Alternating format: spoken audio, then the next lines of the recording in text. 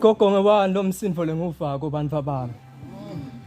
Uthi malukatane mthuliseni ofumbethe efakazi ngetinyembeti takhe. Hey washaphavula ngelilaka umntukulu washasonzela. Wathi kahleni gogo msani kumthulisa.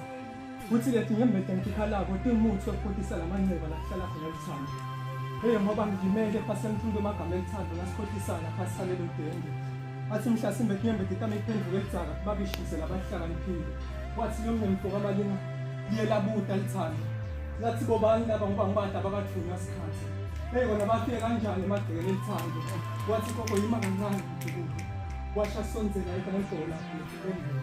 Wathi laba ngebafutha ngikhanuko bafuthethe ngetekisini elithando labanye babalagwana nesibindi sesetulu. Hey kanti laba besela ngasemtsha wendoda lokuthi yahlakini. Hey sase siyaguqubala simo selitulu. Wathi gogo aseningitshele kahle bantu bami.